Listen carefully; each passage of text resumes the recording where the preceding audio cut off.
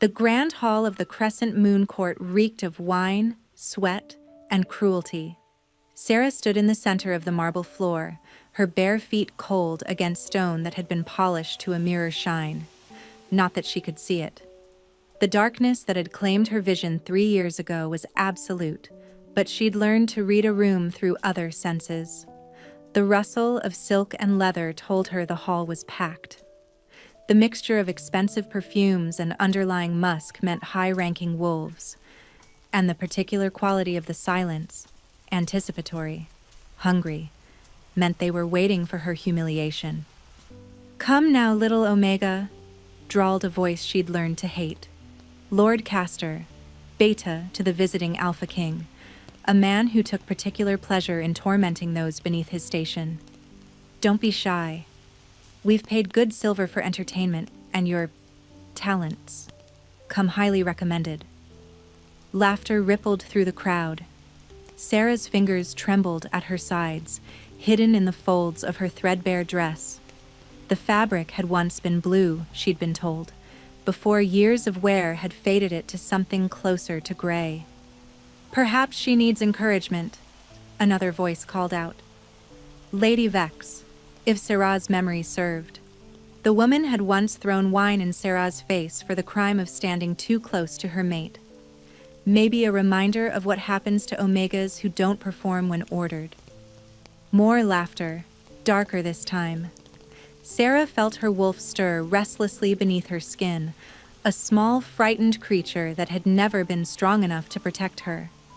The irony wasn't lost on her, a blind Omega with a defective wolf. She was everything her pack had ever called her: useless, broken, a burden. "The girl clearly needs motivation," Lord Castor said, his footsteps approaching. Sarah could smell the wine on his breath, the leather of his boots. "Perhaps if she'll sing." The voice cut through the hall like a blade, cold and absolute. Matron Thorne, the woman who technically owned Sarah's contract of servitude. "Won't you, dear?" It wasn't a question. Sarah knew what would happen if she refused. Another night locked in the cellar. Another day without food. Another casual backhand that would leave bruises no one would see or care about. "Yes, matron," Sarah whispered. "Louder," Matron Thorne hissed. "These fine lords and ladies paid to hear you. Don't disappoint them." Sarah lifted her chin, trying to find some scrap of dignity in this moment. Her mother had once told her she had a gift, that her voice was touched by the moon goddess herself. That was before the fever that took her sight. Before her father died defending their pack's borders. Before she'd been sold into servitude to pay debts that shouldn't have existed. Her grandmother had taught her healing once, how to help herbs grow stronger, how to ease pain with a gentle touch. Plants had seemed to flourish under her care, and small wounds closed faster when she tended them. Sarah remembered the way her grandmother's eyes would glow softly golden when she worked her magic, how she'd warned Sarah to keep her own small gift hidden. "They fear what they don't understand, child," her grandmother had said, "especially in an Omega." After the fever took her sight, Matron Thorne had forbidden such unnatural practices. Magic in an Omega was dangerous, she'd said. Better to pretend it didn't exist. So Sarah had locked that part of herself away, along with so many other things. "I'll sing," Sarah said, louder this time. "Excellent." Lord Castor clapped his hands together. "A ballad, I think. Something tragic. These blind creatures always sing tragedy so convincingly." The crowd erupted in cruel amusement. Sarah closed her sightless eyes, a habit she'd never quite broken, and reached for the one thing they couldn't take from her. The music that lived in her bones, the melodies that had kept her sane through 3 years of servitude. She began to sing. The song was old, taught to her by her grandmother. A tale of lost love and ancient magic, of wolves who'd forgotten what it meant to be wild. Her voice, clear and achingly pure, filled the grand hall. She sang of moonlight on snow, of forests that remembered when wolves ran free, of bonds that transcended pack law and social rank. For a moment, just a moment, the mocking laughter died. In the sudden quiet, Sarah allowed herself to hope that perhaps they'd hear the music instead of just the broken Omega singing it. Then someone threw something. It hit her shoulder, wet and cold. Wine, from the smell of it. "Dance while you sing, little Omega," someone shouted. "Perform for your supper." More laughter erupted. Another projectile, something harder this time, perhaps a piece of bread, struck her cheek. Sarah stumbled but kept singing, her voice cracking slightly as humiliation burned through her chest. "Make her spin," Lady Vex called out.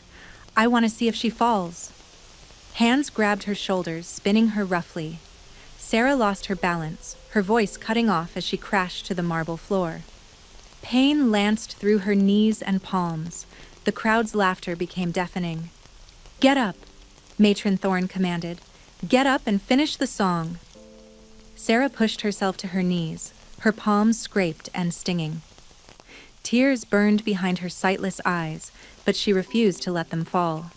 She wouldn't give them that satisfaction. "I said get up."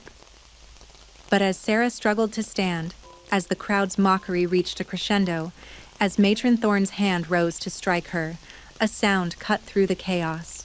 The scrape of a chair against marble. Heavy, deliberate. Then another sound. Footsteps. Slow, measured, radiating authority. The laughter died as if someone had cut its throat. Sarah froze, her head turning toward the sound. The silence was different now. Not anticipatory, but afraid. The scent in the room shifted. Where before there had been cruel amusement, now there was only terror. And beneath it all, cutting through everything else, was a scent that made her wolf sit up and take notice for the first time in years.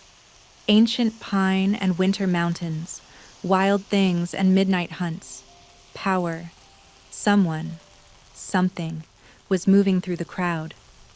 Sarah could hear people scrambling out of the way, chairs scraping, gasps and whispered apologies.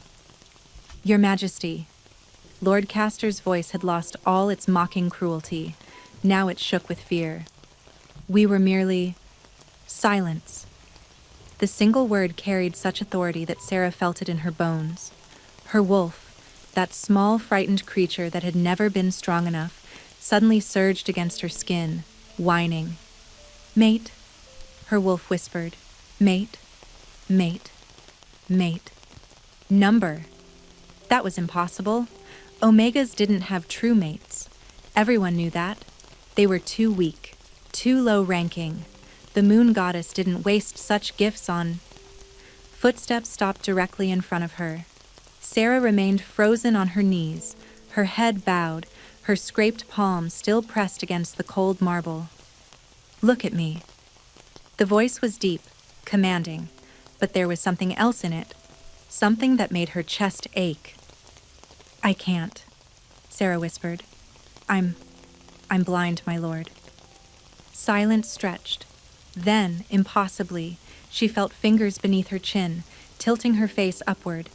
The touch was gentle, at odds with the barely leashed fury she could sense radiating from this man. "Then let me see you," he said quietly. His scent enveloped her. Ancient pine and winter mountains and something wild that made her wolf howl with recognition. His thumb brushed her cheekbone, so gentle it made her want to weep. "Who did this to you?" Sarah's breath caught. The question wasn't about tonight.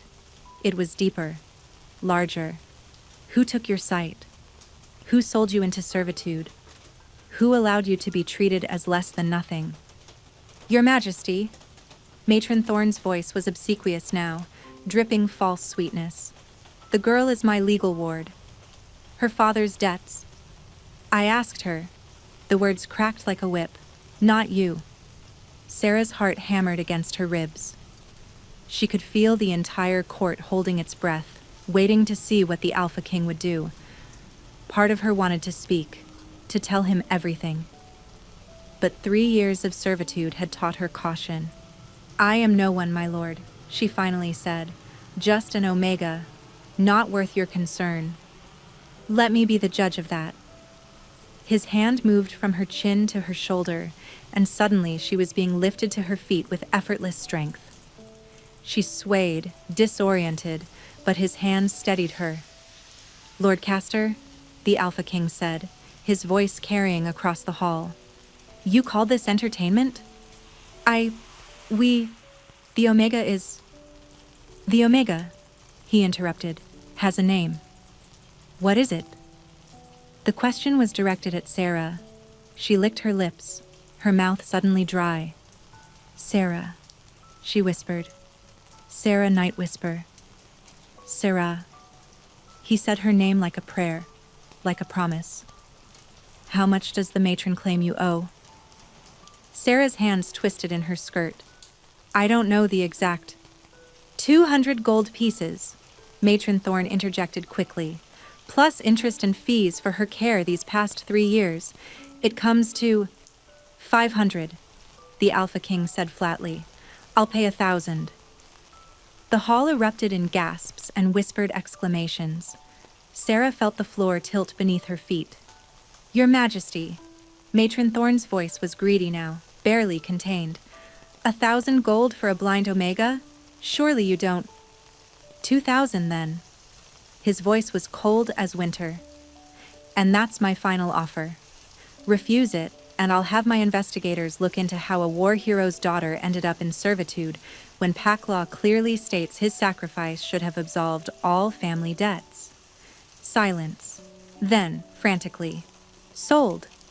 The girl is yours, Majesty." Sarah couldn't breathe. 2,000 gold. For her. It was impossible. It was dash. "Can you walk?" The Alpha King's voice was gentle again, meant only for her. Yes, I think so." "Then come with me." His hand found hers, warm and calloused and impossibly gentle.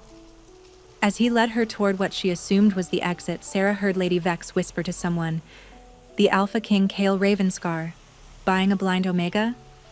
Has he gone mad?" Kale Ravenscar. The name resonated through Sarah like a bell. The Nightfall King, they called him. Youngest Alpha to ever unite the northern packs. Ruthless in battle, unmerciful to his enemies, and rumored to have executed his own father for crimes against pack law. And he'd just paid a fortune for a broken Omega he didn't know. As they stepped out of the grand hall into what felt like cooler air, Sarah finally found her voice. "Why?" she asked. "Why would you do that?"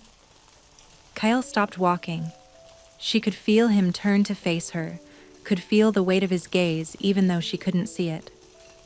"Because," he said quietly, "the moon goddess has a cruel sense of humor. And because the moment you started singing, my wolf recognized what my mind refused to believe." Sarah's breath caught. "What do you mean?" His hand tightened around hers, just slightly. When he spoke again, his voice carried wonder and something that sounded like dread. "You're my mate, Sarah Night Whisper, my true mate, and I don't know whether to curse the goddess or thank her." Sarah's world had narrowed to 3 things: the warm hand holding hers, the impossible words still echoing in her ears, and the frantic beating of her heart. "Mate," he said, "mate. That's not possible," she heard herself say. The words came out shaky, disbelieving. "Omegas don't have true mates. Everyone knows that." Kale made a sound that might have been a laugh if it wasn't so bitter. "Everyone knows many things that aren't true." His thumb traced gentle patterns across her knuckles. "Can't you feel it? The pull?" Sarah wanted to deny it, but that would be a lie. From the moment she'd caught his scent, something had awakened in her. Her wolf, silent and frightened for so long, was practically howling with recognition now. And there was something else. A thread of awareness connecting her to him, gossamer thin but undeniably present. "I feel something," she admitted quietly. But that doesn't mean... Your Majesty, a new voice interrupted, male and breathless. Your Majesty, the matron is demanding written proof of payment, and Lord Castor is asking if you intend to return to the banquet and... Tell Castor the entertainment portion of the evening is concluded, Kale said coldly. Permanently. If he wishes to continue our trade negotiations, he'll ensure that no member of his court ever treats an Omega in such a manner again. But sire, the treaty is worthless if it's built on the suffering of the defenseless. Kale's voice carried an edge that made Sarah grateful she wasn't the target of his anger. And tell the matron she'll have her coin by morning. Now leave us. Footsteps retreated hastily. Sarah heard a door close, and suddenly she was acutely aware that they were alone. Or at least, alone enough. Where are we? She asked. A corridor off the main hall. Private enough. There was a pause. I'm sorry. You must be overwhelmed. Overwhelmed was putting it mildly. Hours ago, she'd been resigned to another night of humiliation and cruelty. Now she stood in a private corridor with the Alpha King, who claimed she was his mate and had just paid a small fortune for her freedom. I don't understand any of this, Sarah said. Her free hand came up to her throat, a nervous gesture. Why would the moon goddess? I'm broken, blind, weak. You're the Nightfall King. You could have any dash. Don't. The single word cut through her self-deprecation. Don't diminish yourself. Not in front of me. Not ever. The fierce protectiveness in his voice made her chest tight. This was Kale Ravenscar, the king who'd supposedly killed his own father without mercy, showing gentleness to a blind Omega he'd just met. I'm not diminishing myself, Sarah said quietly. I'm stating facts. My pack couldn't afford to keep me after I lost my sight. My father's debts were paid when he died defending pack territory. Pack law is explicit about that. Kale's anger wasn't directed at her, but she could feel it radiating off him in waves. Someone lied to you. Someone sold you into servitude illegally. Sarah's breath caught. That's not... Matron Thorne said... What did she say? That my father died owing 3 years' worth of back taxes. That without him, I couldn't support myself. That servitude was better than being cast out as a rogue. Sarah's voice dropped to a whisper. She said she was being kind. The growl that rumbled through Kale's chest was pure wolf, pure alpha fury. Sarah felt it vibrate through the hand still holding hers. Kind, he repeated, the word dripping venom. She imprisoned you illegally, worked you without pay, and called it kindness. She fed me, Sarah said, though even to her own ears it sounded weak. Most days. Most days. Kale's gentle touch resumed across her knuckles. Did she hurt you? Beyond tonight? Sarah wanted to lie, wanted to say it hadn't been that bad, but something about this man, about the bond humming between them, made deception feel wrong. Sometimes, she admitted, when I was too slow with my chores, or when she'd had too much wine, or when she just felt like it. Sarah shrugged, trying to make it seem less than it was. It could have been worse. It should have been nothing. Kyle's voice was quiet now, deadly. You were under her care. She owed you protection, not pain. Tears burned behind Sarah's sightless eyes. When was the last time someone had been angry on her behalf? When had anyone cared if she hurt? You don't know me, she whispered. Why do you care so much? Because you're mine. The possessiveness in those 3 words should have frightened her. Instead, they made her wolf purr with satisfaction. I don't even know what that means, Sarah said. Being mates. I thought it was just stories. Things that happened to important wolves. It happens to the wolves the moon goddess chooses. Kale's hand left hers, and she felt him step closer. That wild mountain scent enveloped her. She doesn't care about rank or status, only that the souls match. And ours match? Sarah asked. Even though I'm perfect, exactly as you are, he interrupted firmly. Your blindness doesn't define you, Sarah. Your strength does. What strength? The words escaped before she could stop them, bitter and broken. I couldn't even defend myself tonight. I let them mock me, throw things at me, humiliate me. What kind of strength is that? The strength to survive. Kale's fingers found her cheek, wiping away a tear she hadn't realized had fallen. The strength to keep singing even when they tried to break you. The strength to stand when everything in you wanted to crumble. His hand brushed her face with heartbreaking gentleness. That's not weakness, Sarah. That's courage. Sarah had spent 3 years being told she was worthless. Hearing the opposite from this powerful man, feeling his absolute conviction through their bond, was almost more than she could bear. I don't feel courageous, she whispered. You don't have to feel it for it to be true.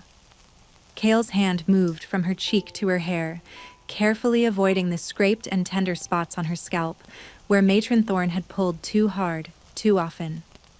But you're exhausted and overwhelmed, and we have much to discuss that can wait for morning. Morning? Sarah frowned.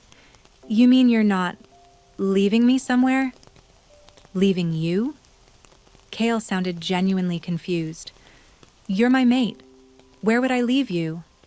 I don't know. Back to Matron Thorne? Or to another pack? I just assumed. Sarah trailed off, suddenly uncertain. Sarah. Kyle's voice was very gentle now. I paid for your freedom. You belong to no one but yourself. But if you're willing, I'd like you to come with me to Nightfall Keep. You're home, Sarah breathed. You're home too, if you'll have it. It was too much, too fast. Everything was happening too quickly, and Sarah felt like she was drowning in possibilities she'd never dared imagine. I don't have any belongings, she heard herself say. Just this dress, and it's not even really mine, just something the matron gave me for tonight. Then we'll get you new clothes, everything you need. I don't have any skills. Just singing and... Sarah. Kale's hands found hers again, holding them gently but firmly. Stop trying to convince me you're not worth keeping. It won't work. But you don't know me, Sarah protested weakly. Then let me. His hands held hers with steady warmth. Let me know you. Let me show you what it means to be treasured instead of tolerated. Sarah's breath hitched. And if I'm not what you think I am? If I disappoint you? Impossible. The certainty in his voice broke something in her chest. For 3 years she'd held herself together through sheer stubbornness. Now, faced with this impossible kindness, she felt her careful control crumbling. I'm blind, she said, and heard her voice crack. I can't do normal things. I'm slow. I make mistakes. You survived, Kyle interrupted firmly. You endured cruelty that would have destroyed a lesser wolf. You kept your dignity when they tried to strip it away.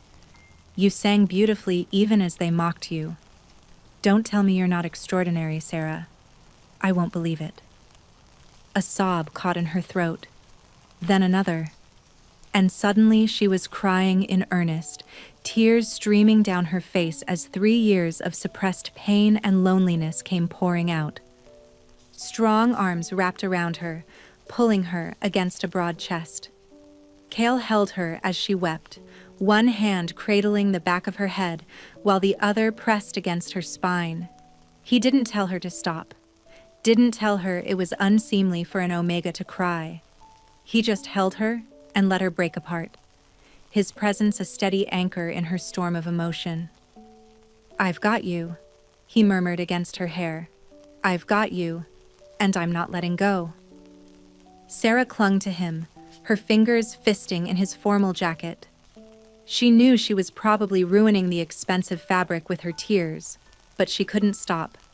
Couldn't do anything but hold on and let herself feel everything she'd been too afraid to feel for so long. When the storm finally passed, leaving her exhausted and wrung out, Sarah realized she was still in his arms. And more surprising, she didn't want to leave them. "I'm sorry," she mumbled against his chest. "I ruined your jacket. I have others." There was a smile in his voice. "Feeling better?" "Feeling empty," Sarah admitted. "Like I've been carrying something heavy for a long time, and now it's gone." "Good." Kyle's hand resumed its gentle stroking through her hair. "You don't have to carry anything alone anymore." Sarah pulled back slightly, and he let her, though his hands remained on her waist as if he couldn't quite bear to stop touching her entirely. "What happens now?" she asked. "Now," Kyle said, "I take you home. Introduce you to your new rooms, your new life. Tomorrow, we'll deal with the paperwork to formally dissolve your servitude contract. The day after, we'll start investigating who lied about your father's debts and why. And after that?" "After that." Cale paused, and Sarah wished desperately that she could see his face, read his expression.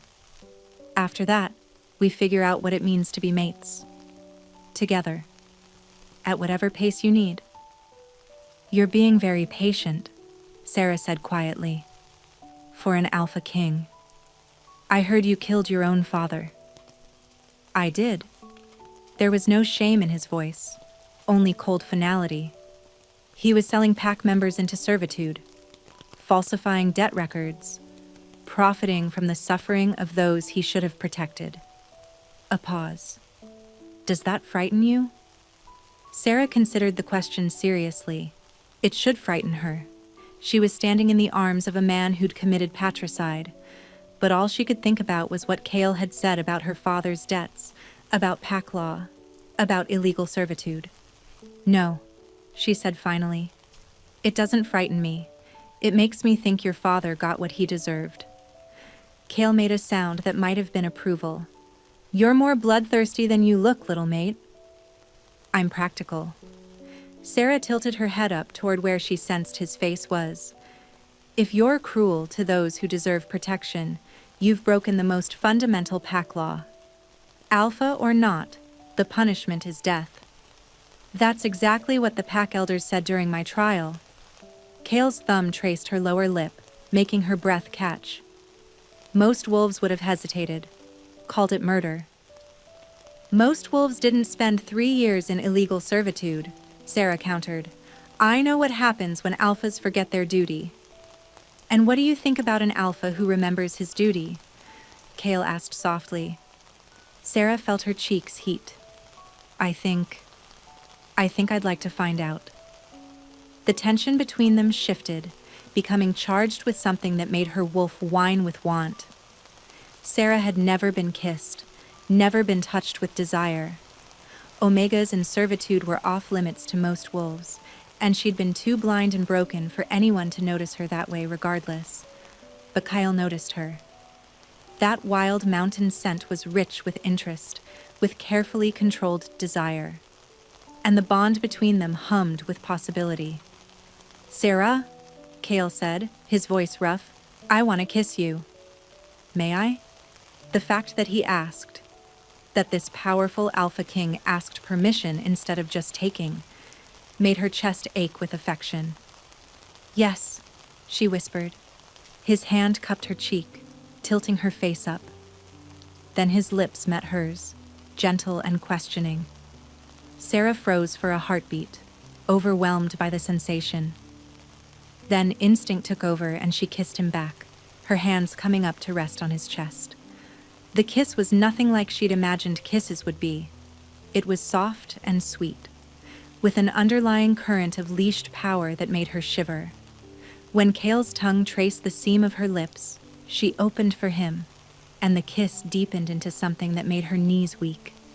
He pulled back before she was ready, resting his forehead against hers as they both caught their breath.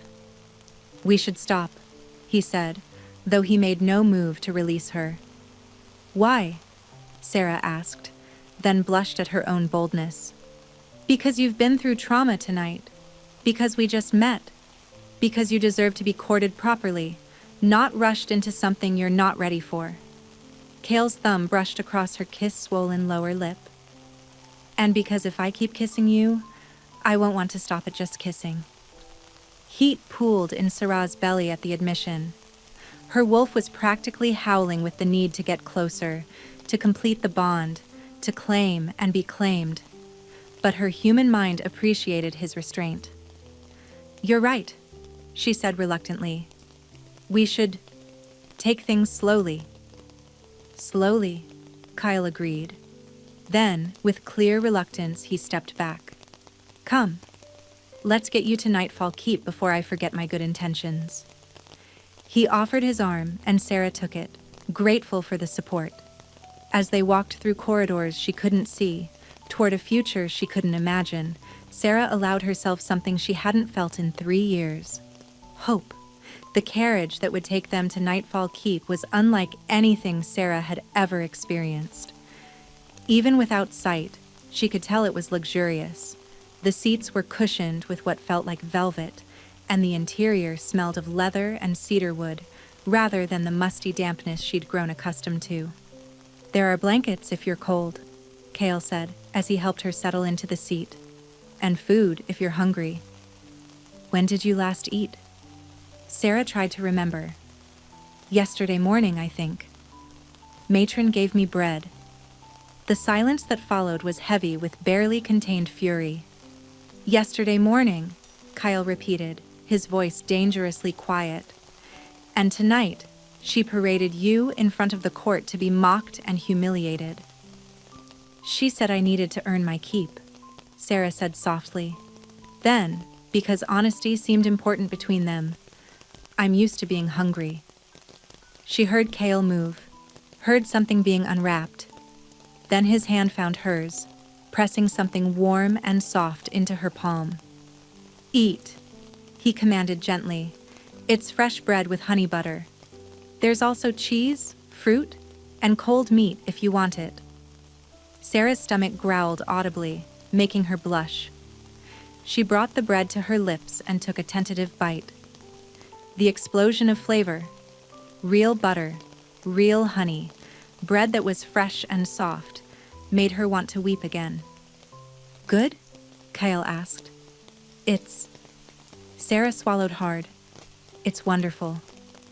She ate slowly, savoring every bite while Kyle told her about Nightfall Keep. His voice was soothing, painting pictures with words of soaring towers and ancient forests, of pack members who would welcome her, and rooms that would be hers alone. "You'll have your own suite," he said, "connected to mine, but separate. Your own space, your own sanctuary. I've already sent word ahead to have it prepared." Sarah paused mid-bite. "Connected to yours?" "For the bond," Kale explained. "Mates need proximity, especially in the beginning. Being too far apart causes discomfort. But you'll have privacy whenever you need it. Locks on the doors that only you control." The thoughtfulness of it, giving her both closeness and autonomy, made her chest tight. "Thank you," she said quietly. "You don't have to thank me for basic respect, Sarah. Maybe not. But I'm grateful anyway." The carriage rolled on through the night. Sarah finished eating and found herself growing drowsy, lulled by the motion and Kale's deep voice. At some point, she felt him shift closer. "Rest," he murmured. "We have another hour before we reach the keep. I'll wake you when we arrive." Sarah meant to protest, to say she wasn't tired, but the warmth of his presence and the safety she felt for the first time in years pulled her under like a gentle tide. She woke to the sensation of being carried. "Easy," Kale's voice rumbled against her ear. "We've arrived. You were sleeping so deeply I didn't want to wake you." Sarah became aware that she was cradled against his chest, his arms secure beneath her knees and shoulders. The night air was cool on her face, carrying scents of pine and mountain stone. "I can walk," she protested weakly. "I know you can. Let me carry you anyway." There was something in his voice, a need that matched her own. Her wolf was purring contentedly at being held by their mate, and Sarah found she didn't actually want to protest. "All right," she conceded softly. Kale carried her through what sounded like a massive doorway. The acoustics changed, becoming more enclosed. Sarah heard footsteps, multiple people moving nearby. "Your Majesty," a woman's voice, older and warm. "Welcome home. And this must be—" "My mate," Kyle said firmly. "Sarah Night Whisper. Sarah, this is Greta, my head of household." "My lady." Greta's voice came closer, and Sarah smelled lavender and fresh linen. "I've prepared the Luna Suite as His Majesty requested. Fresh clothes, a hot bath, everything you might need." "Thank you," Sarah said, feeling overwhelmed. "She hasn't eaten properly in days," Kale told Greta. "Have food sent up. Lots of it. And tell the pack we'll have a formal introduction tomorrow evening." "Of course, sire. Shall I send for a healer?" The young lady looks. "I am a healer," a new voice interrupted. Male, younger than Greta. "Or near enough. I'm Finn, Your Majesty, the castle physician." "Finn." Kale's voice warmed slightly. "Good. You'll examine Sarah once she's settled. But gently. She's been through enough tonight." "Understood, sire." They climbed stairs. Sarah counted 3 flights before Kale finally stopped walking.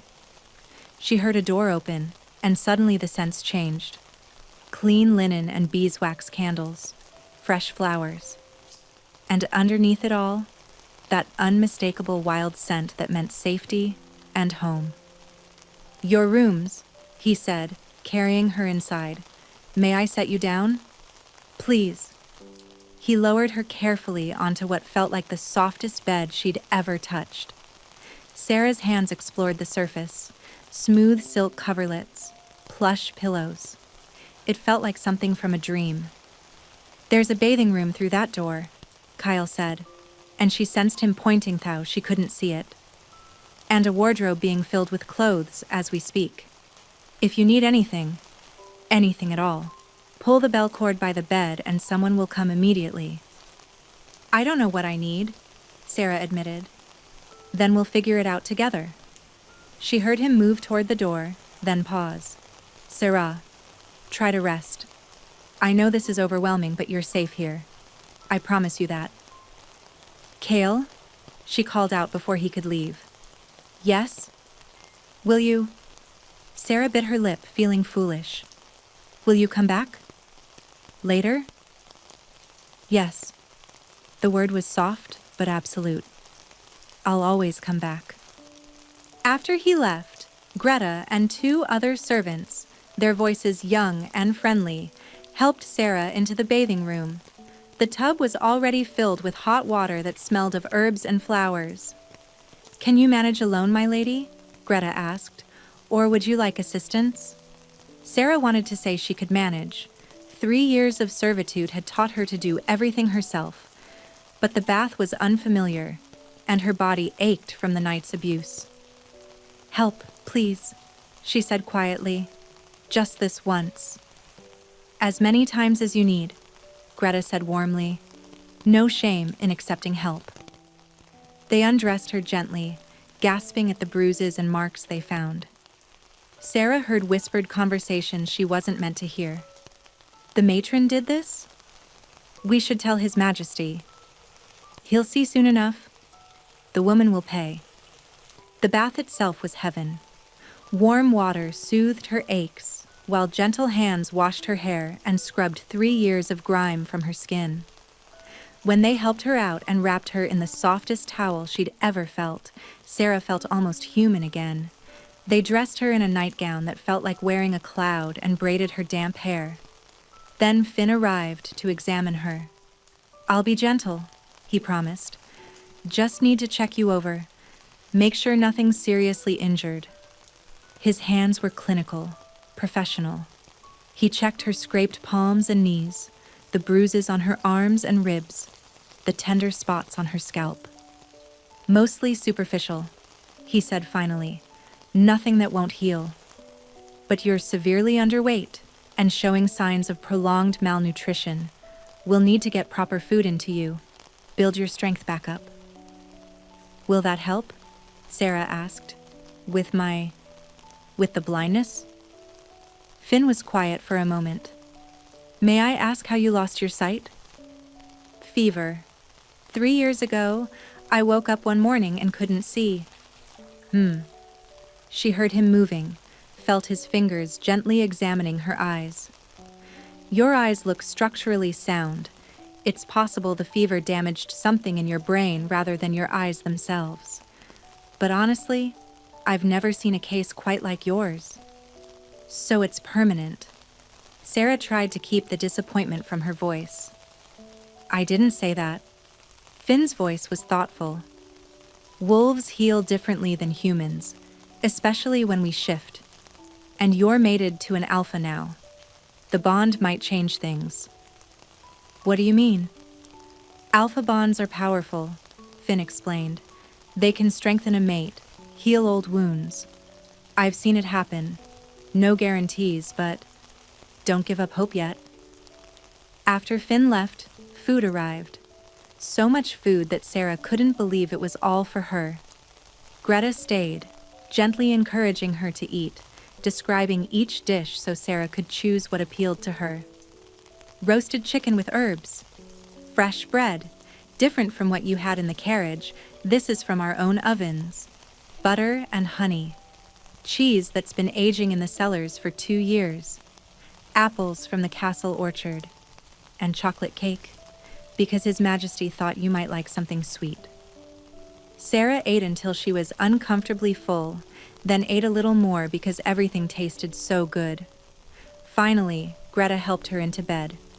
Sleep well, my lady. You're home now. Home. The word echoed in Sarah's mind as she drifted off. She'd never really had a home, not since her father died. Could this place, these people, really become that?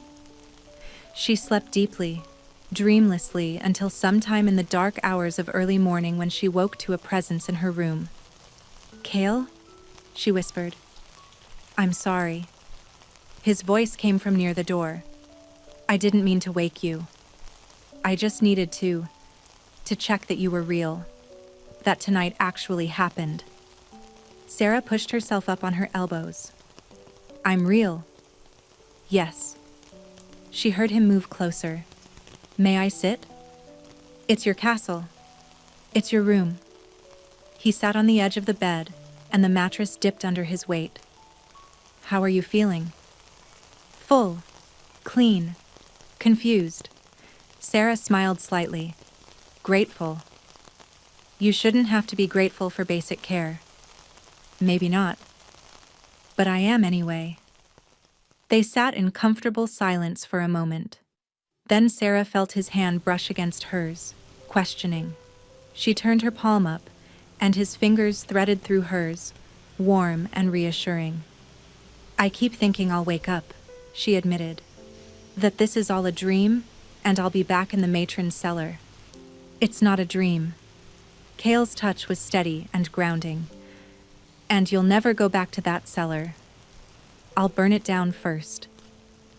The fierce protectiveness in his voice made her wolf purr. Tell me about yourself, Sarah said. I know you're the Alpha King. That you united the northern packs. That you killed your father for breaking pack law. But who are you beyond the crown? Kale was quiet for so long she thought he might not answer. Then, I'm a wolf who takes his responsibilities seriously. Perhaps too seriously, some would say. I don't have many friends because I don't have time for them. I like running in wolf form better than attending state dinners. I read old texts about pack law and ancient magic when I can't sleep. And I've been lonely for longer than I care to admit. The honesty in his words touched something deep in Sarah's chest. I'm a terrible cook, she offered in return. "I can't sew worth anything. My handwriting was atrocious even before I lost my sight. I'm stubborn, and I ask too many questions, and I sing when I'm nervous." She paused. "And I've been lonely too." "Not anymore," Kale said softly. "Neither of us has to be lonely anymore." He stayed with her until she fell asleep again, his hand in hers, his presence a comfort in the darkness. Sarah woke to the sound of feminine laughter and the scent of fresh flowers. "Oh, good, you're awake," an unfamiliar voice, young and bright. "I'm Lyra, one of His Majesty's. Well, one of your guards now, I suppose. And this is my sister Mira." "Guards?" Sarah sat up, confused. "Personal guard," another voice confirmed. "Mira, presumably. His Majesty assigned us to you this morning. For protection and to help you navigate the keep until you're comfortable." "I don't need guards," Sarah protested. "Everyone in the royal household has guards," Lyra said cheerfully. "Especially the king's mate. Don't worry, we're not scary." "Well, Mira's a little scary in combat, but otherwise we're quite pleasant." "Lyra," Mira said warningly. "What?" "It's true." Despite her confusion, Sarah found herself smiling. "It's nice to meet you both." "We've brought breakfast," Lyra continued, "and His Majesty requests your presence in his study when you're ready. No rush, though. He said to let you wake naturally." They helped her dress in clothes softer than anything she'd ever worn, then guided her through the castle.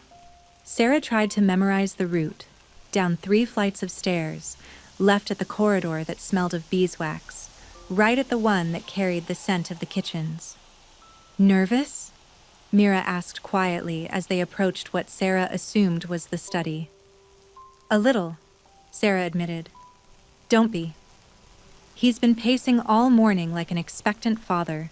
It's quite endearing, actually." The study door opened before they could knock. "Sarah." Kyle's voice was warm with welcome. "Come in, please." "Lyra, Mira, thank you." The guards departed, and suddenly Sarah was alone with Kale again. She heard him move closer, felt his hand cup her cheek. "Did you sleep well?"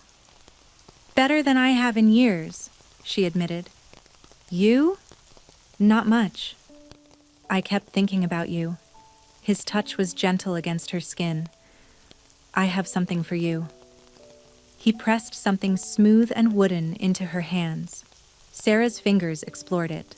Some kind of staff, carved and polished, reaching from the floor to about her chest height. "A walking stick," Kale explained. "Made from mountain ash.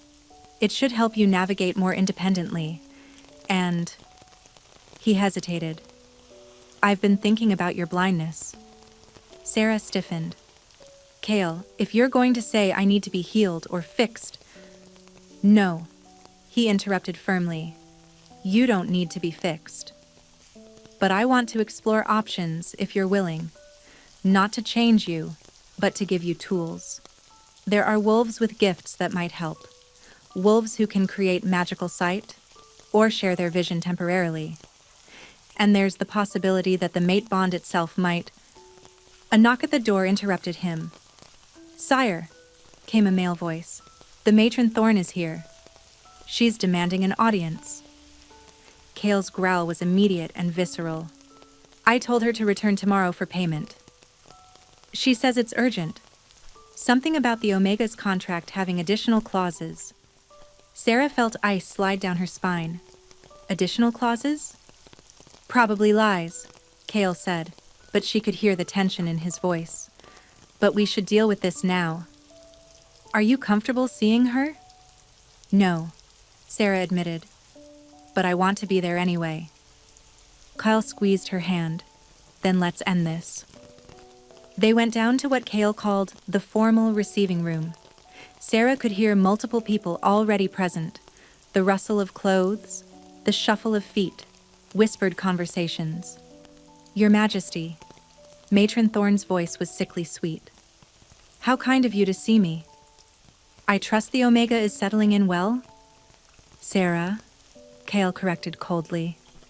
Her name is Sarah, and she's no longer your concern. Ah, but that's where you're wrong. Paper rustled. According to the contract of servitude, any attempt to purchase the Omega before her debt is fully satisfied requires payment in full, plus a transfer fee of, oh my, 5,000 gold pieces. Sarah gasped. Kale went very still. That wasn't in the contract last night, he said, his voice dangerously soft. It's in the fine print, Your Majesty. Right here, witnessed and sealed by pack law. The smug satisfaction in Matron Thorne's voice made Sarah's skin crawl. I'm afraid without the full payment, the Omega must return to my care until the debt is satisfied. No. The word from Kale wasn't loud, but it carried absolute authority. She's not going anywhere. Then you'll pay the transfer fee. Really, Your Majesty, I'm being quite reasonable. 5,000 gold for a blind Omega is generous, considering she's your mate. I could demand much more. Sarah felt Kale's fury radiating through their bond. She also felt something else, a pulling sensation, like an invisible thread connecting her to him was being stretched taut. You have 3 seconds to leave my castle, Kale said, his voice carrying the weight of his alpha command. Before I forget my honor and rip your throat out where you stand. I'll return with the authorities, Matron Thorne hissed. Pack law! Pack law! A new voice interrupted, female and ancient. States that fraudulent contracts are void, and this contract reeks of fraud. Sarah turned toward the voice. The scent that reached her was earth and old magic and something wild. Who? Matron Thorne began. I am Elder Moira, the ancient voice continued, keeper of pack law for the Northern Council. And I've been investigating you, Matron Thorne, for quite some time. I don't know what you're talking about. Don't you? Elder Moira's voice was sharp as broken glass. Perhaps you'd like to explain how you've acquired 37 Omegas over the past 5 years, all claiming debts of deceased family members? All conveniently blind, deaf, or otherwise disabled? Silence. Then, frantically, they were legally acquired. They were stolen. Elder Moira's voice carried the weight of absolute authority. You falsified debt records, bribed officials, sold vulnerable pack members into illegal servitude, and you've been padding your pockets with their labor ever since. You can't prove. I can prove everything, and I'm placing you under arrest for crimes against pack law. Guards. What happened next occurred in a blur. Sarah heard Matron Thorne scream, heard the crash of furniture as she tried to run, then a snarl. Not quite human, not quite wolf, and the sound of a scuffle. Sarah, get back. Kale's hand found her arm, pulling her behind him. But Sarah was already feeling it. That pulling sensation in her chest had become a burning. The bond between her and Kale was reacting to the danger, to her fear, to something primal and old. Kale, she gasped. Something's wrong. I feel... Heat exploded through her body. Not painful exactly, but overwhelming. Every nerve ending lit up at once, and suddenly she was falling forward. Except she didn't fall.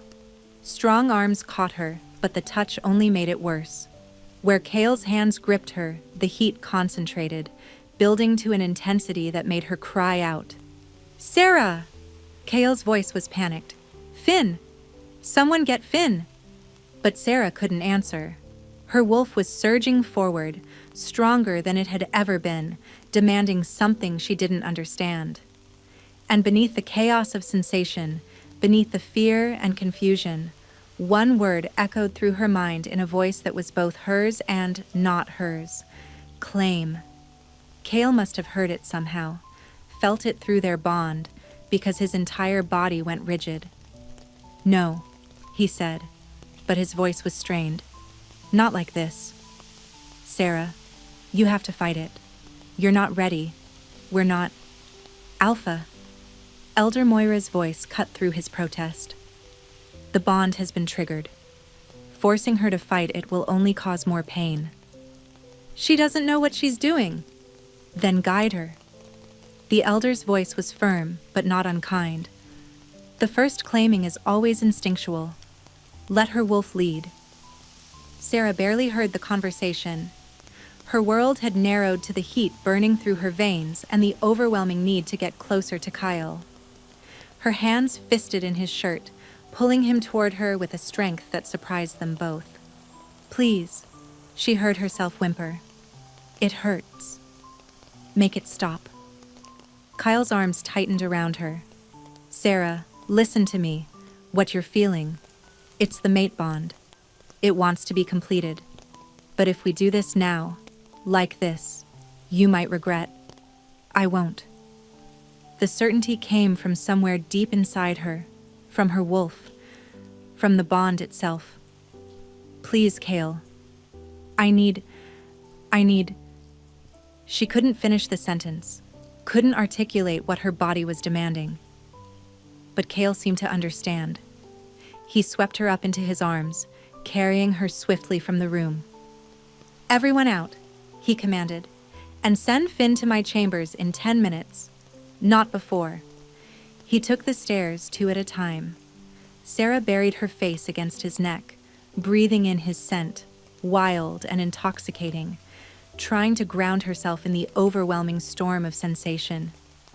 The burning was getting worse, spreading from her chest through her limbs, pooling low in her belly. Almost there, Kale murmured. Hold on, my heart. They burst through a door, his chambers, from the intensity of his scent that saturated the air. He laid her on the bed, but when he tried to pull away, Sarah's hands clung to him. Don't leave, she gasped. I'm not leaving. I'm just... He stopped, groaned. Sarah, your eyes. What about them? They're glowing. Gold. Like mine do when my wolf is close to the surface. Sarah's breath caught. What's happening to me? The bond. Kale's hand cupped her cheek, his thumb brushing her lower lip. It's trying to complete itself. To tie your wolf to mine permanently. His voice dropped to a whisper. I'm so sorry. If I'd known this would happen, I would have prepared you better. Prepared me how? Sarah arched against him as another wave of heat rolled through her. The claiming bite. Kale's voice was strained. For mates, it's intimate. Your wolf wants to mark me as yours, and mine wants to mark you. It's usually done during... He stopped, clearly struggling. It's usually done during mating. Understanding crashed through Sarah. Oh. Yes. Oh. Kale's forehead pressed against hers. So you see why we need to stop this? You're not ready. We barely know each other. If I take advantage of... You're not taking advantage, Sarah interrupted. Her hands found his face, trembling fingers tracing features she couldn't see. I know we just met. I know this is fast. But my wolf knows you, Kyle. And I trust her. Sarah, please. She pulled him closer, her lips finding his jaw, his throat. Her wolf was guiding her, teaching her what she'd never been taught. Please. I need you. I need this. Kyle shuddered against her. If we do this, he said roughly, there's no going back. The bond will be permanent, unbreakable. You'll be tied to me for life. Good, Sarah whispered. Tie me to you. Make me yours. The growl that rumbled through Kale's chest was pure alpha, pure wolf. His control snapped like a thread pulled too tight, and suddenly his mouth was on hers, demanding and desperate. Sarah kissed him back with equal desperation, her body arching into his as the burning intensified. His hands roamed over her body, mapping curves through the thin fabric of her dress. When his lips left hers to trail down her throat, Sarah gasped, tilting her head to give him better access. Mine, Kale growled against her skin. Say it. Yours, Sarah breathed. I'm yours. His teeth grazed the junction of her neck and shoulder, right over her pulse point. The sensation sent electricity racing through her veins. Her wolf surged forward, howling in triumph, demanding completion. Kale, she whimpered. Please, I can't, it's too much. I know. His voice was barely human now, roughened by his wolf. I've got you. Just let go. Let your wolf take over. Sarah surrendered to the instinct burning through her. Her hands found their way under his shirt, exploring the hard planes of his chest and back. When her fingers found his shoulders, her wolf guided her to lean forward, to press her mouth to the same spot on his throat where he'd been kissing hers. Yes, Kale hissed. Do it. Claim me. Sarah's teeth found his skin. For a heartbeat, she hesitated. This was permanent, irrevocable, binding. Then the bond surged, and her teeth sank deep. The reaction was immediate and explosive. Power flooded through her, mixing with Kale's as their wolves recognized and claimed each other. Sarah felt his emotions crash into hers, fierce possessiveness, desperate need, overwhelming love, and beneath it all, a joy so profound it brought tears to her eyes.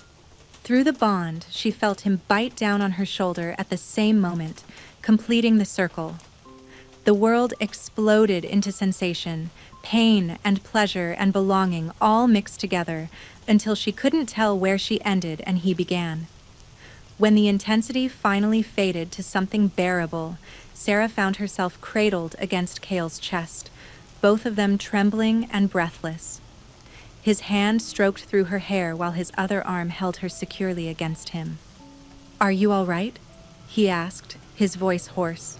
Sarah took inventory of herself. The burning was gone, replaced by a warm contentment that settled into her bones. Her wolf was purring with satisfaction, completely at peace for the first time since they'd met. And there was something else, something new. Through the bond, she could feel Kyle, not just his emotions, but his presence. A constant awareness of him that was somehow comforting rather than intrusive.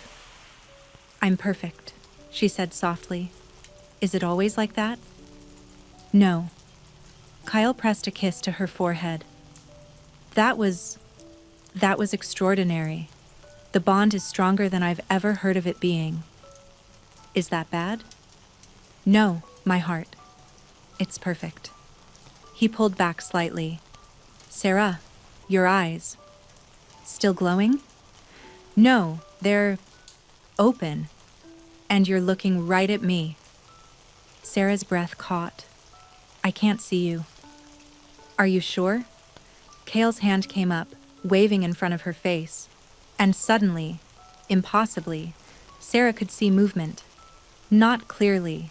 It was more like shadows and light, blurred shapes that her mind couldn't quite interpret. But it was something. More than the absolute darkness she'd lived with for 3 years. I see, she whispered. Not much, but something. How is that possible? The bond. Kyle sounded awed. It's sharing my wolf senses with you. Not full sight, but enough to navigate, enough to see shapes and movement. Tears spilled down Sarah's cheeks. I can see you, she breathed, staring at the blurred shape that was Kale's face. Not clearly, but I can see you. He pulled her close again, and she felt his chest shake with emotion. The moon goddess has been kind, he murmured against her hair. So very kind. A knock at the door made them both jump. Your Majesty? Finn's voice called. I was told to wait 10 minutes. It's been 12. May I enter? Kyle pulled a blanket over them both, making them decent. Come in. Finn entered, followed by Elder Moira. The ancient wolf took one look at them and smiled. The bond is complete, she said with satisfaction. I can feel it from here. How do you feel, young Omega? Different, Sarah admitted. Stronger. And I can I can see a little. Shapes and shadows. The alpha's gift to his mate. Elder Moira nodded. Your wolves are sharing senses now. It will grow stronger over time, as you learn to use it. She turned to Kale. You've done well, Alpha King. The bond is stable and strong. And the matron? Kale asked. In custody. She'll face trial before the full Northern Council. Elder Moira's voice hardened, as will the other officials she bribed. The 37 Omegas she imprisoned will all be freed, their true families located if possible, and proper compensation paid. Relief flooded through Sarah. Others would be saved because of what happened tonight. After Finn had checked them both and proclaimed them healthy, after Elder Moira had left with promises to return for the formal mating ceremony, Sarah and Kale were finally alone. I should let you rest, Kale said, but made no move to leave the bed. Stay, Sarah said, curling into his warmth. Please. Always, he promised, pulling her close. Always. As Sarah drifted towards sleep, she marveled at how much had changed in just 2 days. She'd gone from a blind, broken Omega being mocked for entertainment to a claimed mate of the Alpha King, with partial sight restored, and a future she'd never dared dream of. Kale? She murmured sleepily. Thank you. For standing up, for seeing me when everyone else looked away. His arms tightened around her. Thank you for being brave enough to survive until I found you. My fierce, perfect mate. Sarah smiled and let herself fall asleep, safe in the arms of the wolf who'd chosen her, bound to him by a love that transcended logic and reason. Sarah was learning what it meant to be the Alpha King's mate, and every moment was a revelation. It meant waking wrapped in Kale's arms, his steady heartbeat a comfort against her ear. It meant breakfast in bed while he told her about pack business, asking her opinion on matters she'd never imagined anyone would value. It meant afternoon walks through gardens where she could now see the blurred shapes of flowers and trees, her new wolf sight growing stronger each day. It meant being happy in a way she'd never thought possible. Stop frowning, Kyle murmured against her hair. They were in his study. Sarah perched on his desk while he reviewed documents. I can feel your worry through the bond. I'm not worried, Sarah lied. My heart. His hand found hers, squeezing gently. We promised honesty, remember? Sarah sighed. It's the formal introduction tonight, meeting the entire pack. What? Reject you? Kyle set down his papers and pulled her into his lap. Impossible. You're their Luna now, chosen by their Alpha and blessed by the moon goddess. I'm a blind Omega with no training, no education, no... You're a survivor, with a gift for music, a kind heart, and more strength than any wolf I've met. Kale nuzzled her throat, right over the claiming mark that was now a permanent silver scar. They'll love you because I love you, and because you're extraordinary. The casual way he said love made Sarah's heart stutter. They hadn't said the words yet, not directly. But she felt it through the bond. His fierce devotion, his protective instincts, his absolute certainty that she was meant to be his. I love you too, she whispered. Kale went very still. Then he pulled back to cup her face, his hands framing her face gently. Say it again. I love you. Sarah smiled, feeling the truth of it settle into her bones. I know it's fast. I know we barely know each other, but... He kissed her, deep and claiming. When he finally pulled back, his eyes were burning amber. 3 days or 3 years, it doesn't matter. You're mine, and I'm yours. That's all I need to know. A knock at the door interrupted them. Your Majesty, came a male voice. There's someone here demanding to see you. She says it's urgent. Not now, Kale growled, She says she's your betrothed. The word hung in the air like poison. Sarah felt Cale's shock and anger surge through the bond before he carefully locked it down. I don't have a betrothed, he said coldly. She has documents. A contract signed by your father before his death. Cale's arms tightened around Sarah. Stay here, he said quietly. This is nothing. Some scheme, some dash dash. I'm coming with you. Sarah slid off his lap. We're mates. We face things together. His expression softened. As you wish, my Luna. The woman waiting in the formal receiving room was beautiful. Even with Sarah's blurred vision, she could tell. Tall and elegant, carrying herself with the confidence of high breeding. Her scent was roses and ambition.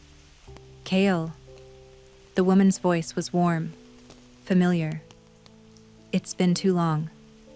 Lady Thea. Kyle's voice was ice. What is the meaning of this intrusion? Intrusion? Thea laughed, a sound like breaking glass. Darling, I'm your intended. Your father arranged our union before his untimely death. I've come to fulfill the contract. She held out a scroll. Cale took it, his jaw clenched as he read. Sarah felt his fury building through the bond. This contract is void, he said finally. My father had no authority to arrange my marriage. I am Alpha King, and I choose my own mate. But you haven't taken a mate, Thea said sweetly. You've been unmated for 3 years, Cale. The contract states if you haven't chosen within 5 years, the betrothal becomes binding. Her eyes slid to Sarah dismissively. And I don't see a claiming mark. Then look closer. Cale pulled Sarah forward, turning her head to display the silver scar on her throat. This is Sarah Nightwhisper, my mate, and your Luna. The bond was completed 3 days ago.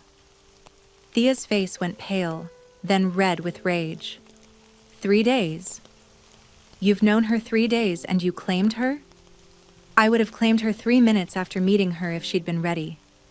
Cale's arm wrapped around Sarah's waist, possessive and protective. The moon goddess chose her for me. No contract signed by my corrupt father could override that. The contract is legally binding. Thea's composure cracked. You can't just dismiss it because you found some pretty toy to play with. Cale's growl was pure alpha fury. Careful, Lady Thea. That's your Luna you're insulting. She's no Luna. Thea advanced on Sarah, her finger pointed accusingly. She's blind. Weak. What kind of Luna can't even see her own pack? The kind who survived 3 years of illegal servitude, Sarah said quietly, finding her voice. The kind who was strong enough to keep her dignity when people like you tried to strip it away. The kind who your alpha chose over a schemer like you. Thea's hand lashed out, aiming for Sarah's face.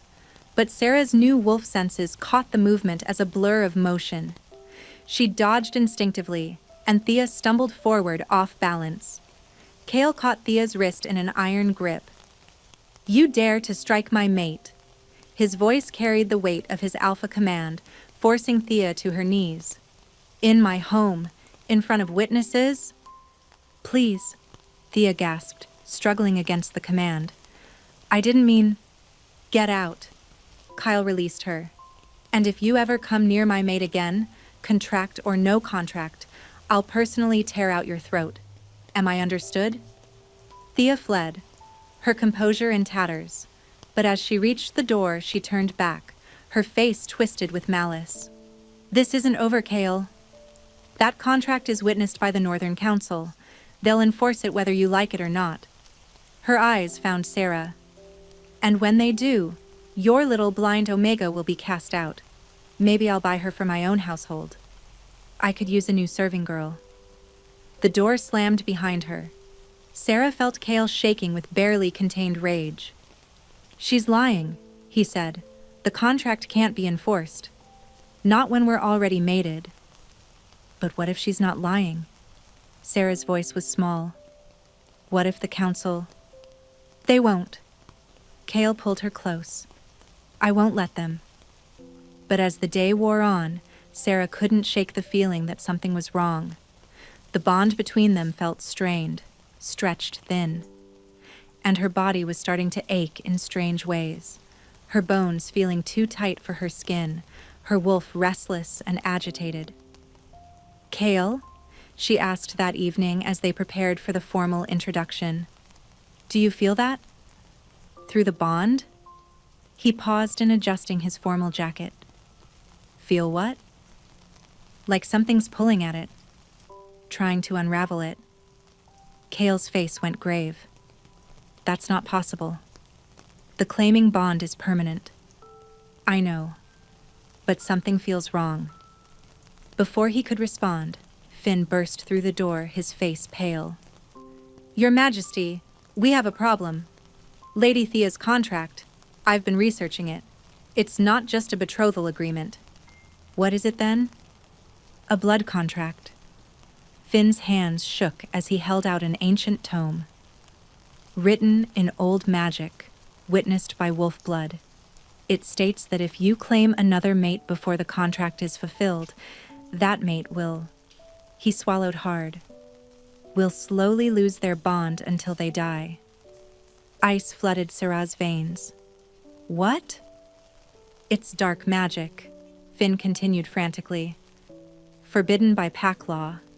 But if your father signed it in blood, if Thea has the original document... How long? Kale's voice was deadly calm. The book says 7 days from the claiming. After that, the bond deteriorates until... Finn couldn't finish. 7 days, Sarah whispered. We have 1 week. Kale's hands clenched into fists. There has to be a way to break it. There is. Elder Moira appeared in the doorway, her ancient face grave. But unless... No, that's impossible. Moon Blessed haven't appeared in a century. I won't give you false hope with legends. What do you mean? Sarah demanded.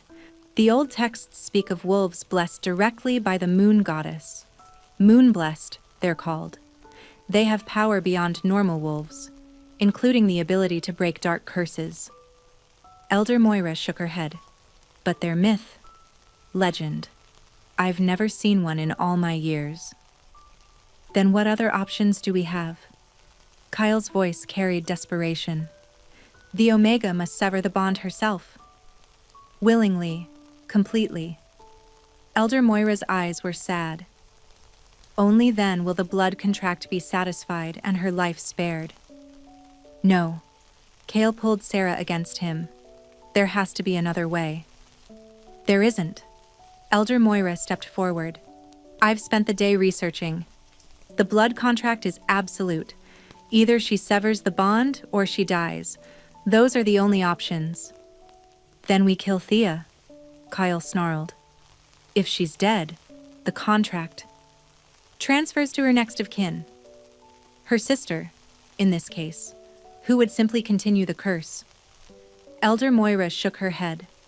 Your father was thorough in his cruelty.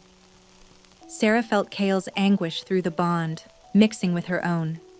To have found each other, claimed each other, loved each other, only to have it ripped away by an old man's ambition. How long do I have? She asked quietly. To decide? The formal introduction is tonight, Elder Moira said. If you sever the bond publicly, before the pack, it will be witnessed and binding. Otherwise, she trailed off meaningfully. Otherwise, I die slowly over the next week while everyone watches. Sarah straightened her spine. Then I'll do it. Tonight. During the ceremony. No. Kyle's arms became steel bands around her. I won't allow it. We'll find another way. There is no other way. Sarah turned in his arms, wishing desperately that she could see his face clearly instead of just blurred shapes. You heard the elder? Either I sever the bond or I die. At least this way, you'll live. You'll be able to take Thea as your mate and... I don't want Thea! Kyle's voice broke. I want you, only you, always you. And I want you to live. Sarah pressed her hand to his chest, feeling his heartbeat racing beneath her palm. Even if it's without me, especially if it's without me. Sarah, please, promise me. She gripped his jacket, her voice fierce despite the tears streaming down her face. Promise me you'll go on. You'll lead your pack, unite the territories, be the king you were meant to be. Promise me my sacrifice won't be in vain. Cale pulled her close, his face buried in her hair. She felt his tears wet against her scalp, felt his whole body shake with grief. I promise, he whispered brokenly, but only if you promise me something in return. Anything. Promise me you'll live. That you'll find happiness somewhere, somehow. That you won't let this break you. Sarah wanted to promise, but the words stuck in her throat. How could she promise to be happy without him, without the bond that made her feel whole for the first time in her life? I'll try, she said instead. That's the best I can do. The hours until the formal introduction passed in a blur of grief. Cale held her through all of it, neither of them speaking, just memorizing the feel of each other while they still could.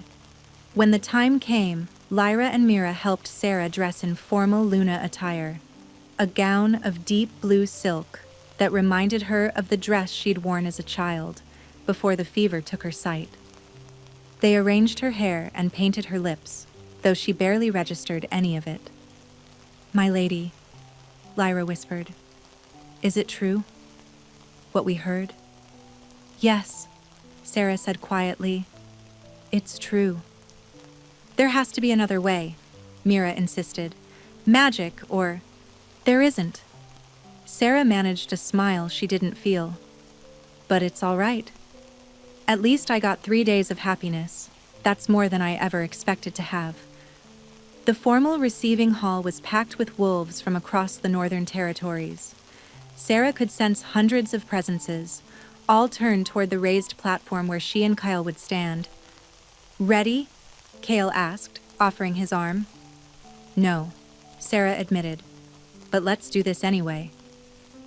They walked through the crowd together, Sarah's wolf sight picking up blurred shapes parting to let them pass. She heard whispers, felt curious stares, but kept her chin high and her hand steady on Cale's arm. At the platform, Cale helped her up the steps. Elder Moira waited there, along with other pack elders she didn't recognize. The ancient wolf's face was grave, but kind. Alpha Cale Ravenscar, Elder Moira's voice carried across the hall. You have called us here to introduce your mate and Luna. Do you confirm the bond? I do, Cale said, his voice steady despite the anguish Sarah felt through their connection. And you, Sarah Nightwhisper. Do you accept the title of Luna and the responsibility it carries? I do. Sarah's voice didn't shake. She'd learned long ago how to keep her fear hidden. Then by the power vested in me by the Northern Council, I recognize. Stop! Thea's voice cut through the ceremony. She stood at the edge of the crowd holding a scroll. I invoke the blood contract signed by the former Alpha King. This union is forbidden. Murmurs rippled through the crowd. Elder Moira's expression darkened. The blood contract is acknowledged, she said gravely. Do you accept its terms, Alpha King? Cale's hand tightened on Sarah's. I reject them. No contract written by my corrupt father has power over my mate choice. The magic doesn't care about your feelings, Thea said coldly. The contract is binding. Either you take me as your mate, or the Omega dies. The crowd erupted in shocked whispers. Sarah felt Cale's rage and helplessness through the bond, felt his desperate need to protect her warring with the reality that he couldn't. There is a third option. Sarah's voice rang out clear and strong. I can sever the bond myself. No. Cale turned to her. Sarah, please. It's the only way. She turned toward Elder Moira, or where she sensed the ancient wolf standing. Tell me how."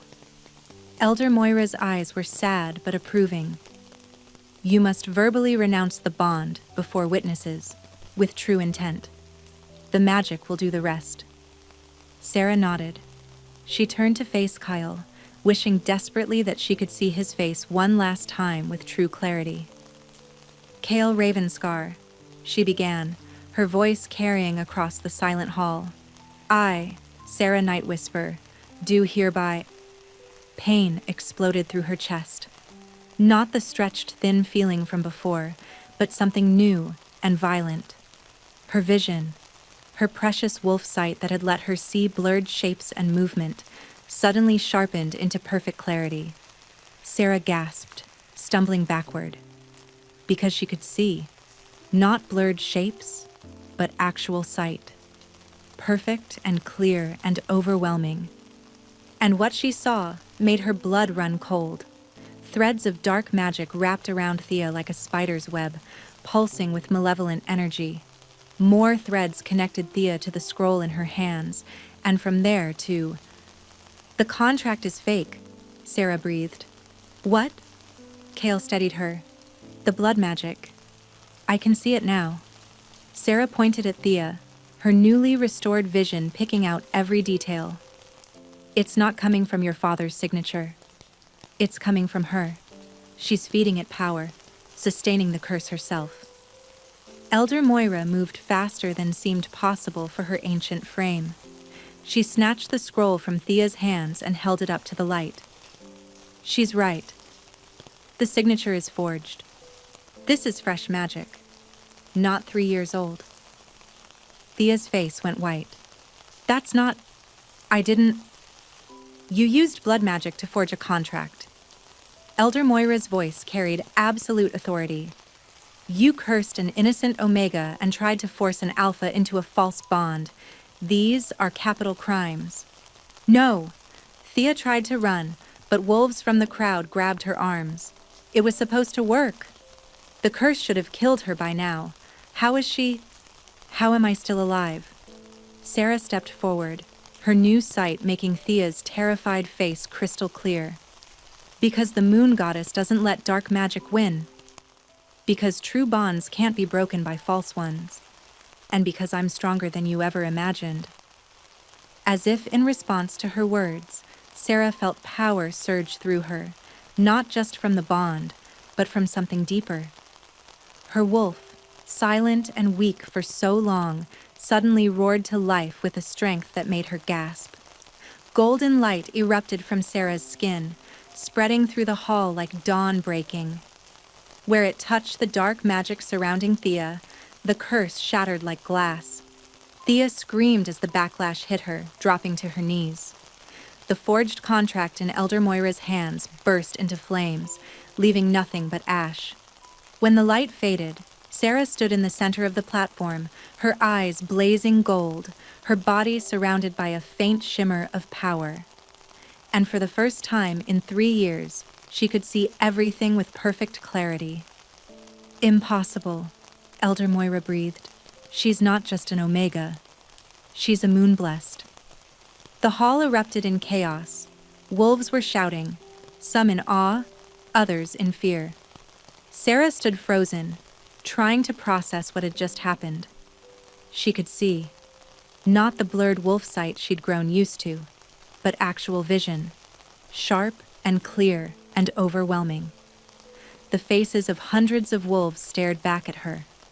The soaring architecture of the hall with its ancient stones and hanging banners. And Kale. She could finally see Kale clearly. He was beautiful.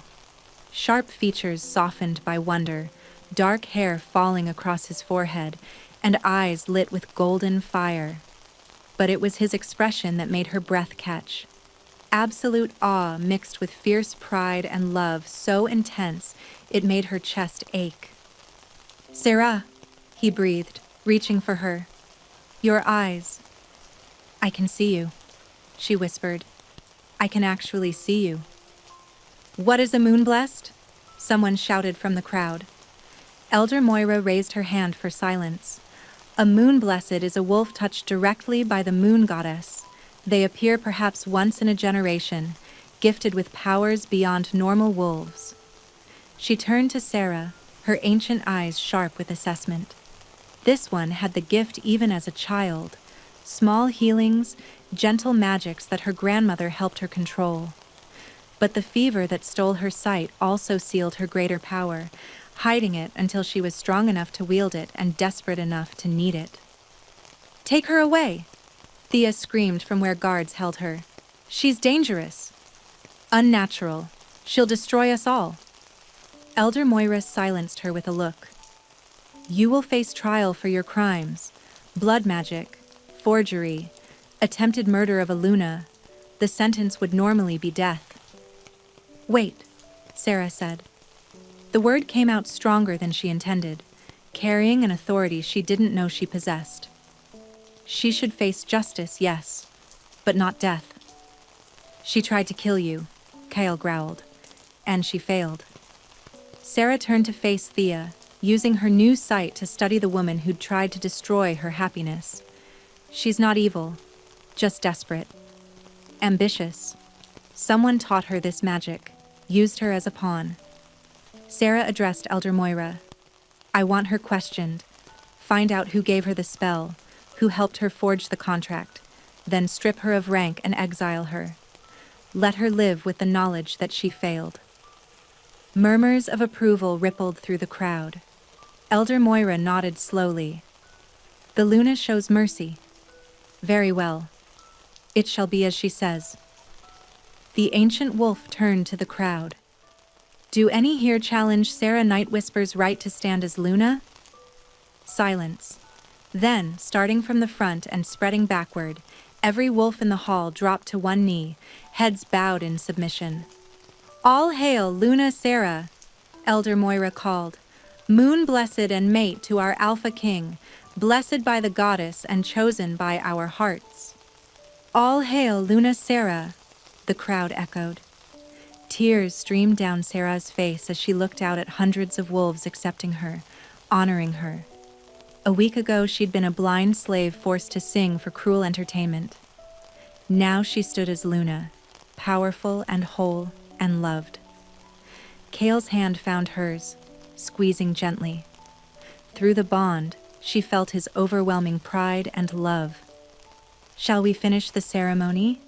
Elder Moira asked with a slight smile. The formal introduction proceeded without further interruption. Sarah recited the Luna vows, her voice steady and clear. When Kale placed the Luna pendant around her neck, a crescent moon of silver and sapphire, the crowd cheered. Afterward, wolves lined up to meet their new Luna. Noble families, warriors, healers, merchants, children. Sarah greeted each one, using her new sight to read their faces, their postures. Most were genuinely welcoming. A few were skeptical but respectful. And some looked at her with something like hope. "My lady," an older woman said, bowing deeply, "I have a daughter. She lost her hearing in an accident 2 years ago. Could your gift?" Sarah felt Kyle tense beside her, ready to protect her from unreasonable demands. But when she looked at the woman's face, she saw only desperate hope. "I don't know if I can help," Sarah said honestly. "My power is new, unpredictable, but I'm willing to try." The woman's eyes filled with tears. "Thank you, Luna. Just the willingness to try means everything." As the line continued, Sarah realized what her role truly was. Not just mate to the Alpha King, but hope for those who'd been told they were broken. Living proof that Omega didn't mean weak, that blindness didn't mean useless, that the moon goddess valued all her children equally. Hours later, when the last well-wisher had departed, Kale swept Sarah into his arms and carried her from the hall.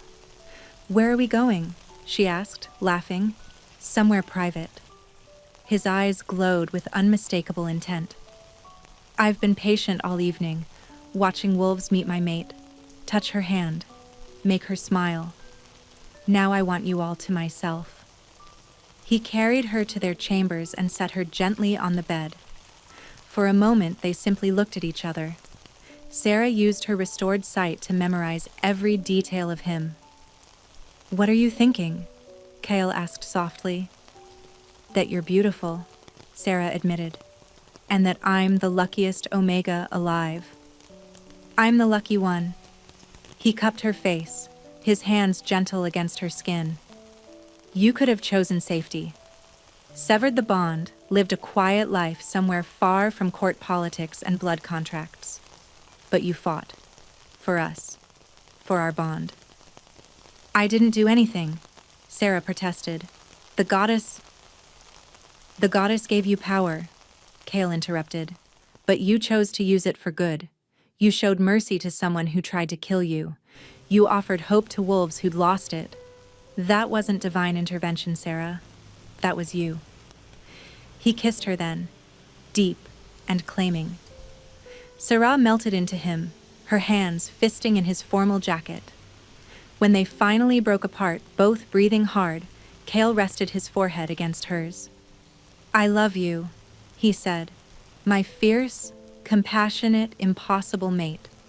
I love you more than I thought I could love anyone."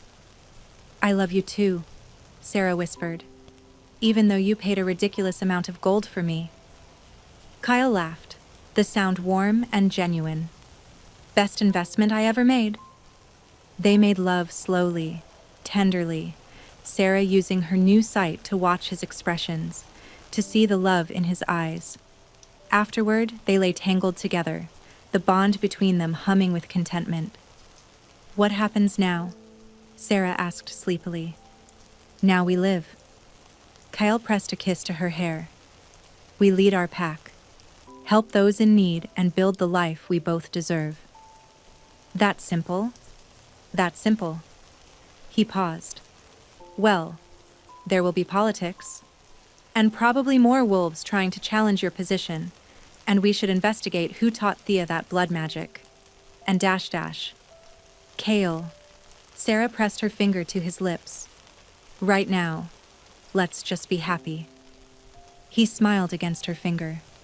"Yes, Luna." Sarah drifted toward sleep, safe in her mate's arms, her sight restored, her power awakened. She thought about the blind Omega who'd been forced to sing for entertainment just a week ago. That girl could never have imagined this future. But the moon goddess had imagined it, had planned it, had taken a broken Omega and transformed her into a Luna worthy of standing beside a king. "Thank you," Sarah whispered to the goddess, to fate, to whatever force had brought her here. Kale's arms tightened around her. "What are you thanking me for?" "Everything," Sarah said simply. "For standing up. For seeing me. For loving me. Always," Kale promised. "For the rest of our lives and beyond." "You're mine," Sarah Night whisper. "And I'm never letting you go." Sarah smiled and let herself fall asleep, knowing that for the first time in her life, she was exactly where she belonged. Home. 3 months later. The healing room in Nightfall Keep had become Sarah's sanctuary. Here, she worked with wolves who'd been told they were broken, showing them that different didn't mean less. Today, she knelt beside the deaf girl whose mother had approached her at the formal introduction. The child, Lily, barely 7 years old, watched Sarah's hands nervously. "It might not work," Sarah signed, using the hand language she'd learned specifically for this. "But we'll try together, okay?" Lily nodded, her small face serious. Sarah placed her hands over the child's ears and reached for her power. It came easier now, after weeks of practice. Golden light flowed from her palms, seeking the damage in Lily's ears, trying to heal what had been broken. She felt the moment it worked, the tiny bones knitting back together, the pathways reopening. Lily's eyes went wide with wonder. "Mama," the child whispered. "Mama, I can hear you." Her mother sobbed, pulling Lily into her arms. "Thank you, Luna. Thank you. Thank you. Thank you." Sarah smiled, feeling Kale's pride through their bond. He was in a council meeting, but he always knew when she successfully healed someone. The bond between them had only grown stronger over the months, becoming as natural as breathing. "Luna Sarah?" Lyra appeared in the doorway. "The Alpha King requests your presence in the throne room. He says it's urgent." Sarah's heart jumped. Urgent could mean anything from an attack to a broken water pipe. With Kale, she never knew. She followed Lyra through the castle, using her perfect vision to navigate the corridors she'd memorized over months of living here. The throne room doors stood open. Inside, Kale stood before his throne, surrounded by the pack elders. And at his feet knelt 37 Omegas, all looking up at him with various expressions of fear, hope, and confusion. "Sarah?" Kale's face lit up when he saw her. "Come, meet your new pack members." "New pack members?" Sarah moved to his side. "The Omegas imprisoned by Matron Thorn," Elder Moira explained. "We've located them all, freed them, and offered them a choice: return to their original packs or join Nightfall." All 37 chose to stay. Sarah looked out at the faces staring back at her. Most were female Omegas, but there were a few males, a few betas. All bore the marks of hardship, too thin, scarred, carrying themselves with the wariness of those who'd been hurt too often. She saw herself in every one of them. "Welcome home," Sarah said, her voice carrying across the throne room. "You're safe here. You're valued here. And anyone who tries to hurt you again will answer to me personally." One of the Omegas, an older male with silver in his hair, spoke up hesitantly. "Is it true, Luna, that you were one of us? A blind Omega in servitude?" "Yes," Sarah said simply. "For 3 years. I know what you've been through, and I promise you, it ends now." The male's eyes filled with tears. Then, slowly, he stood and bowed. The other Omegas followed suit, one by one, until all 37 stood in respect rather than knelt in submission. "We're honored to serve you, Luna," the male said. "Both of you." That evening, after the new pack members had been settled in their quarters, Sarah and Kale sat in their private gardens watching the sunset. She leaned against his chest, his arms wrapped around her waist, perfectly content. 37 more wolves to feed, Kale mused. "I'll need to increase the hunting parties." "They'll earn their keep," Sarah said. "Some are skilled craftspeople. Others have combat training. One of them told me he used to be a scribe." Kale nuzzled her neck, right over the claiming mark. "My mate, collecting strays." "You collected me first," Sarah pointed out. "Best decision I ever made." He paused. "Sarah, there's something I've been wanting to ask you." She turned in his arms to face him. "What is it?" "The blood contract investigation. We finally tracked down who taught Thea that magic." His expression darkened.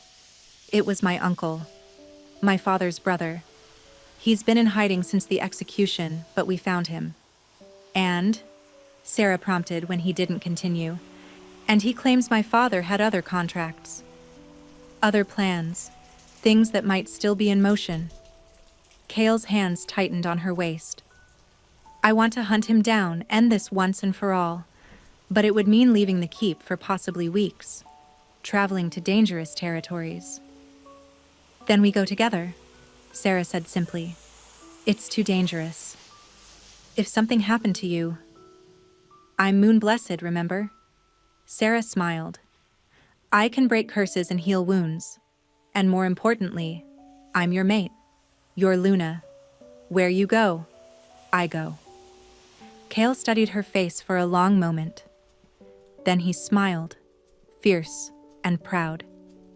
"Very well, my Luna. We hunt together." "When do we leave?" "Tomorrow at dawn." He pulled her close. "Which means we should make the most of tonight." Sarah laughed as he stood, lifting her in his arms. "You're insatiable." "Only for you," Kyle murmured against her lips, always and only for you. As he carried her back to their chambers, Sarah looked up at the rising moon and silently thanked the goddess once more. For Kale, for their bond, for her restored sight and newfound power, for the broken Omega who'd become a Luna, and for the cruel court that had tried to mock her. Because if they hadn't forced her to sing that night, if Kale hadn't stood up and intervened, none of this would have happened. She'd still be blind and broken and alone. Instead, she was whole and powerful and loved beyond measure. Sometimes, Sarah thought, the worst moments of our lives are actually the beginning of the best ones. She just had to survive long enough to find out. And with Kale by her side, with their bond unbreakable and their love absolute, Sarah knew she could survive anything.